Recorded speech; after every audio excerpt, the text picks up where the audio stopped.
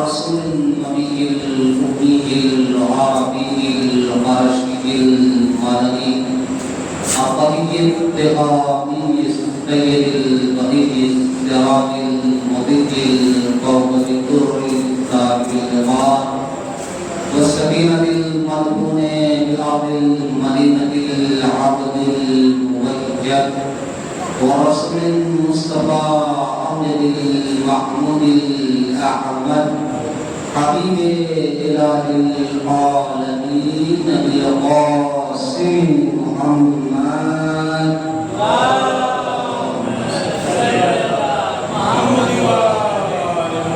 وعلى أهل بيته الطيبين الطاهرين المعصومين المنتخبين ولعنة الله على أعدائهم أجمعين. أما بعد فقد قال الإمام عليه السلام في صفة الدنيا: الدنيا تمر تزر تمر صلاة محمد.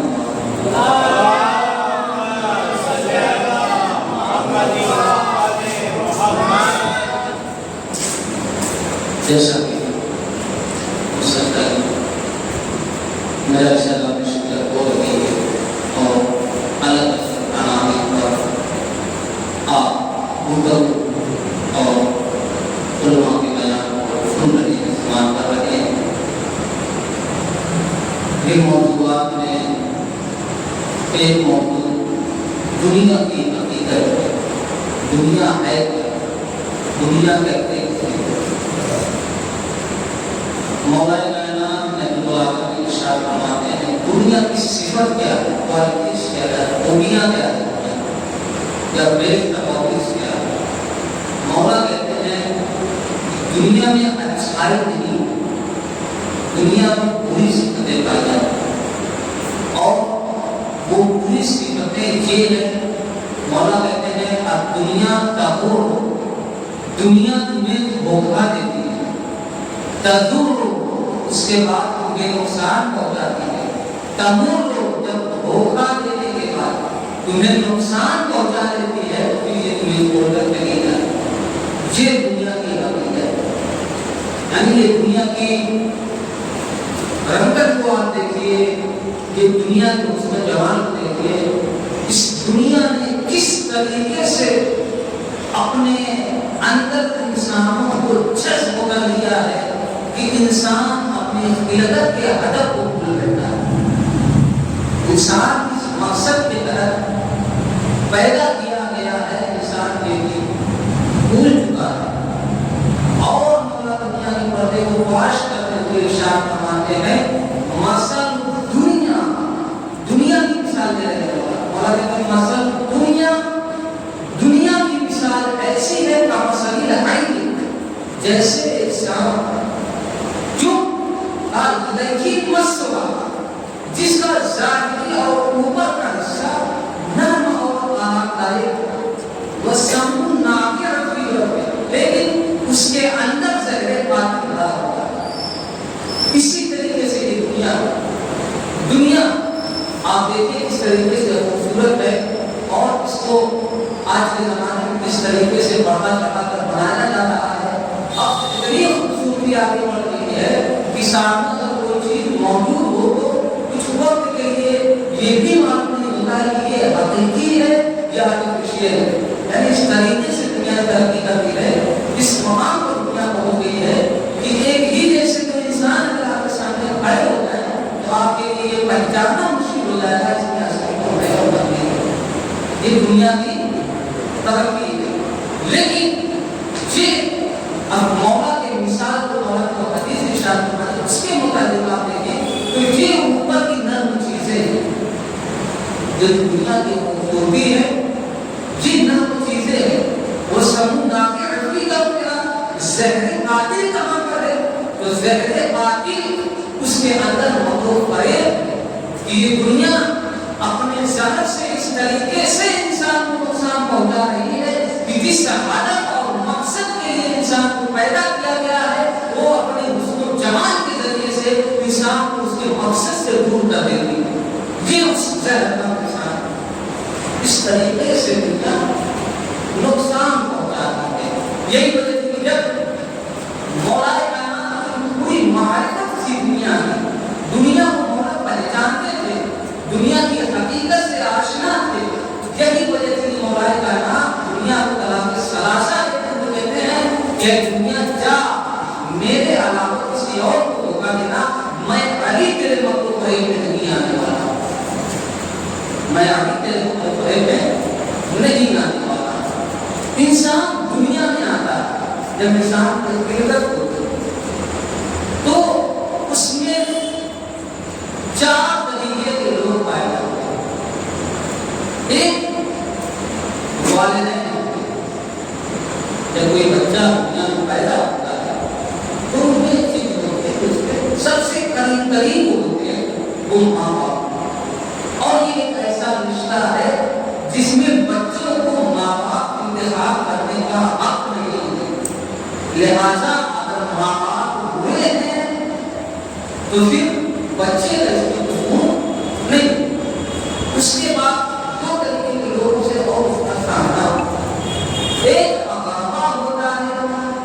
دوسرے قریبی افراد ہوتے ہیں، ایک اغیار ہوتے ہیں. 2 قریبی ہوتے ہیں، ایک قریبی ہوتے ہیں.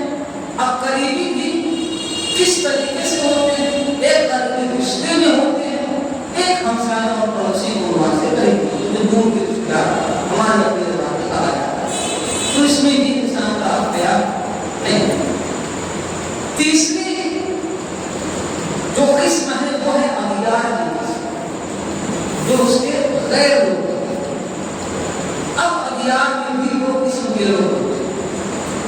ایک وہ ہوتے ہیں جنہیں اصل کوئی مطلب نہیں ہوتا، اور دوسری قسم اغیار میں وہ ہوتی ہے جن کے دل میں ہمارے لیے حسد اور دشمنی رہتی ہے. جن قسمیں ہیں انسان کے دنیا میں آنے کے بعد ایک رشتہ اور ایک عہدہ یہ بھی آتا ہے کہ انسان اس طریقے سے دنیا میں پیدا ہوتا ہے تو ایک تحفہ قدرت کی طرف سے ملا ہوا ہے، اسے دوستی کہا جاتا ہے. ایک دوستی کا رشتہ ہوتا ہے. اس رشتے کو نبھانے کے لیے انسان کے مکمل اختیار ہے. لہذا یہاں پر انسان یہ نہیں کہہ سکتا کہ میرے پاس اختیار نہیں تھا دوست انتخاب کرنے کا، اس لیے اللہ نے یہاں پر بندے کو انتخاب نہیں کرتے ہیں کہ تم جسے چاہو اپنا دوست بناؤ اور جسے چاہو اپنا دوست نہ بناؤ.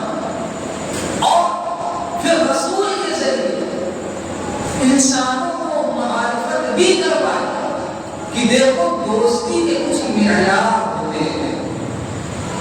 جب بھی کسی کی جانب دوستی کا ہاتھ بڑھانا تو ان معیار میں پہلے دیکھ لینا وہ پکا ہے کہ نہیں. اسی لیے مولا کائنات، اسی لیے رسول خدا دوست کی مثال دیتے ہوئے فرماتے ہیں کہ اچھے اور برے دوست کی مثال میرے نزدیک ایسے ہی ہے کہ اچھا دوست جیسے مشک اور عنبر کی ادر بیچنے والا، برا دوست جیسے کسی بھٹی میں کام کرنے والا. اب اچھے دوست کو اگر آپ نے انتخاب کیا تو اس کی سنگت میں رہنے سے اس مشک و عنبر کی خوشبو آپ کے اندر آ سکتی ہے. اور اسی طریقے سے اگر اس برے دوست بھٹی میں کام کرنے والے انسان کا انتخاب کیا تو وہ کہیں نہ کہیں آپ کے لباس پر داغ ضرور لگائے. لہذا اب جب بھی دوست کا انتخاب کرنا ہو پہلے یہ دیکھنا کہ اس کا ذاتی اخلاق کیسا ہے. کیونکہ لوگ کہتے ہیں کہ ہمیں اخلاق سے کیا ہوتا ہے، لوگ کہتے ہیں کہ ہمیں اخلاق سے کیا ہوتا ہے. اخلاق سنگت پر بہت زیادہ اثر کرتا ہے. اخلاق سنگت پر بہت زیادہ اثر کرتا ہے. اس کی مثال آپ کے سامنے میں طلبہ اور دوبیر کو ایسا نہیں کہ پہلے طلبہ اور دوبیر نے مولا کائنات کے ساتھ دیتے ہوئے جنگ لڑی ہے. لیکن ان کی سنگت جب بدلی تو مولا کائنات کو ایک انسان نے سنگت کی وجہ سے اپنی بڑی بنائی جنت کو چھوڑ دیا اور جہنم کی طرف چلا گیا. لہذا دوست کا میرا یہ کوالٹی اور اس کے اندر بات ہے سے انتخاب. مولا کائنات ارشاد فرماتے ہیں کہ دوستی کا معیار یہ بھی ہے کہ یاد رکھنا تمہارا حقیقی دوست اور بھائی وہی انسان ہے جو تمہارے عیب کو تمہیں نہ بتائے, جو تمہارے کمی کو وہ دوسروں سے زیادہ نہ کرے بلکہ تمہیں خود آگاہ کرے تمہارے اندر یہ کمی ہے اس کو دور کرو.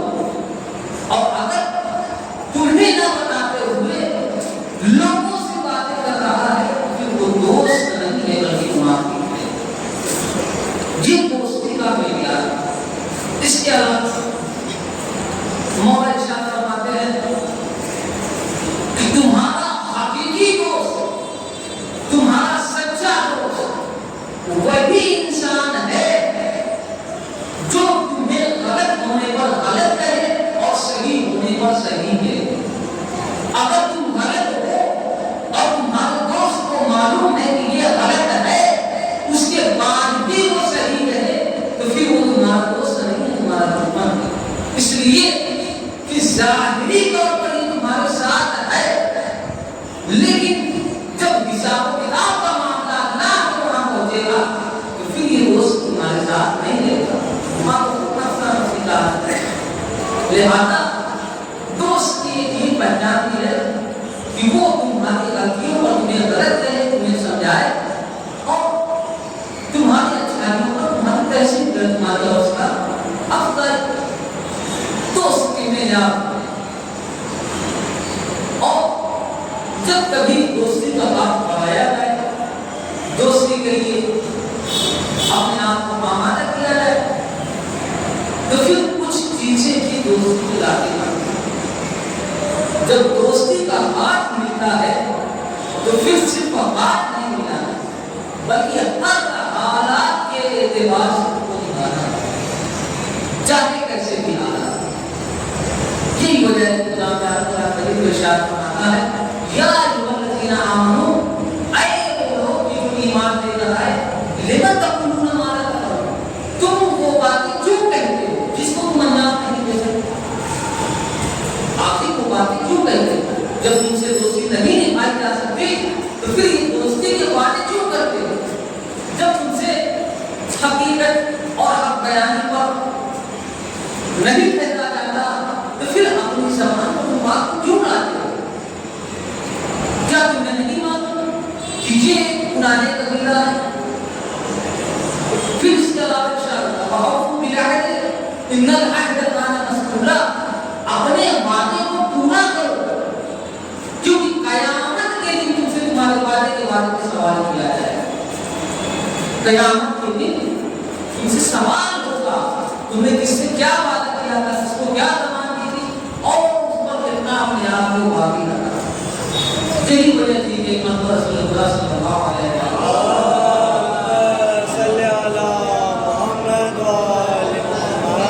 ایک شخص سے ملاقات کا وعدہ کرتے ہیں. کہتے ہیں کہ میں صبح جو ہے اتنے وقت پر ظہر سے تھوڑی دیر پہلے اس جگہ پر ملاقات کروں گا. اب رسول معینہ وقت پر اس مقام پر پہنچ گئے. رسول نے اس اعتبار سے وقت بتایا تھا کہ وہاں پر حضور نہ ہو, لیکن جب رسول آئے اور اسی مقام پر اس کا انتظار کرتے رہے تو بہت دیر گزرنے کے بعد وہ شخص نہیں پہنچا. جب وہ شخص نہیں پہنچا کافی وقت گزر گیا اور وقت گزرتے گزرتے وہاں پر دھوپ آ گئی. رسول کی کیفیت یہ ہو گئی تھی کہ رسول پسینے میں غرق ہو چکے تھے, پورا جسم پورا لباس پسینے میں بھیگ گیا تھا. چاہنے والوں نے کہا یا رسول اللہ آپ یہاں سے دوسرے مقام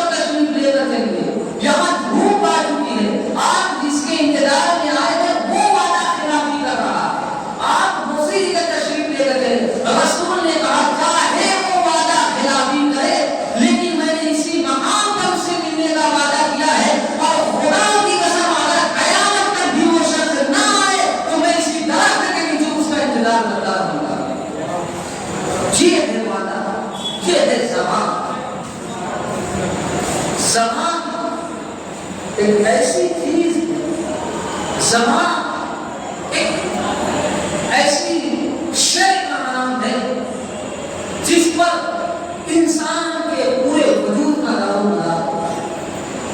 یہی وجہ سے مولانا ارشاد فرماتے ہیں اللسان سمع، زبان ایک درندہ ہے، ان خلی عنہ اخرج، اگر تم ان سے آزاد چھوڑ دو تو تمہارے وجود کو پکارے گا، لیکن جہاں زبان کی مذمت ہوئی ہے وہاں پر زبان کی منقبت بھی ہوئی ہے۔ پھر مولا کائنات فرماتے ہیں تو کل بولو تاکہ پہچانے گا فَإِنَّ الْمَرْءَ مَحْبُوبٌ تَحْتَ لِسَانِهِ، کیونکہ زبان کے نیچے انسان چھپا ہوا ہے۔ یہ زبان میں موضوع کی طرف نہیں جانا چاہتا، ورنہ روایت میں پہلے پڑھی ہوئی ہے آپ کے درمیان کہ امام جعفر صادق علیہ السلام نے ارشاد فرمایا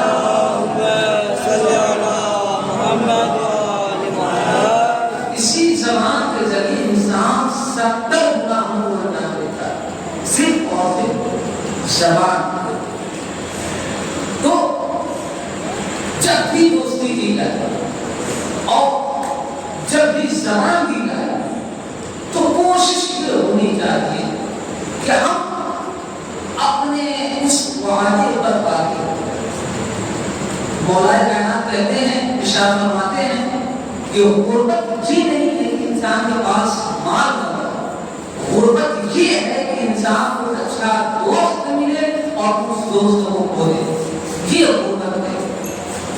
لہذا زندگی میں ایک ایسے دوست کا ہونا ضروری ہے جو آپ کی خوشی میں بھی آپ کے ساتھ ہو اور آپ کے غم میں بھی آپ کے ساتھ ہو۔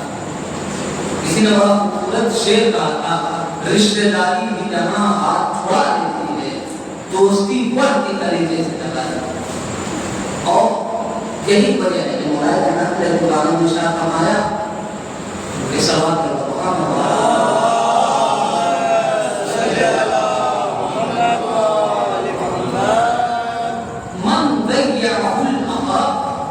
جس کو اس کے اقربا چھوڑ کر چلے جاتے ہیں، سگے رشتے دار چھوڑ کر چلے جاتے ہیں، جس کو اس کے گھر والے چھوڑ دیتے ہیں، جس کو اس کے اپنے چھوڑ دیتے ہیں، من جسے بھی اس کے اقربا چھوڑ دیتے ہیں ہوتی ہے تو پھر اسے دوسروں کا سہارا مل جاتا ہے، اور اس سہارے کا نام ہے دوستی۔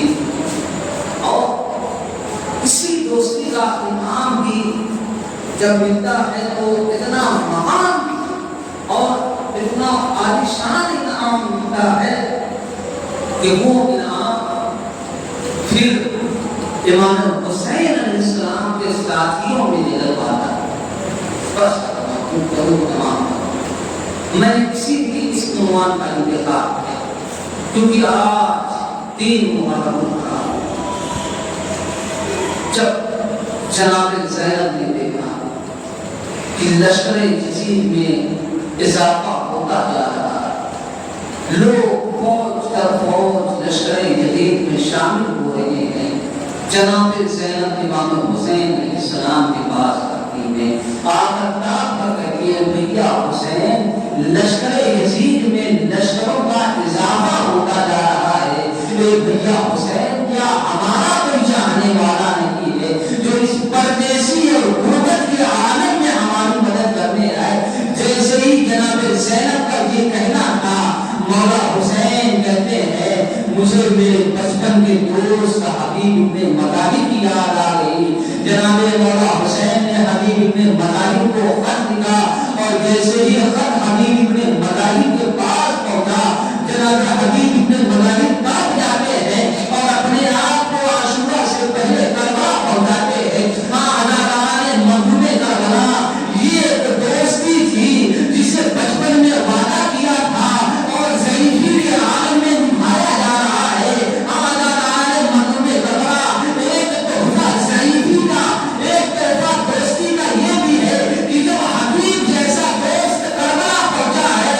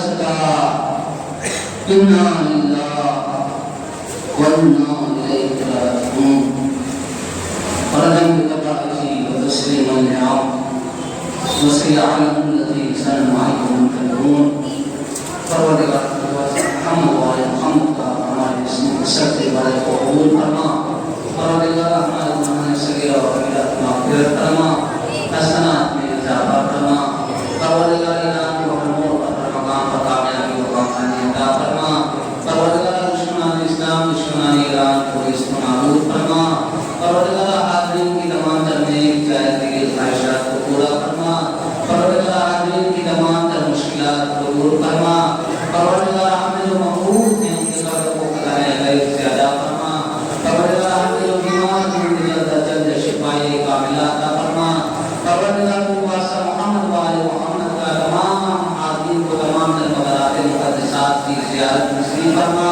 پروردگار کی واسطہ محمد وآل محمد کا جنت البقیع میں تمام تر مقرات مقدسات کی تعمیر فرما پروردگار کی واسطہ محمد وآل محمد کا اسلام کے حقیقی وارث منتقل اپنے امام حسین امام زمانہ اسلام کے اصول تعبیر فرما اور ہم ان کے ناصر و درگاہ میں شمار فرما ربنا تقبل منا انك انت السميع العليم برحمتك يا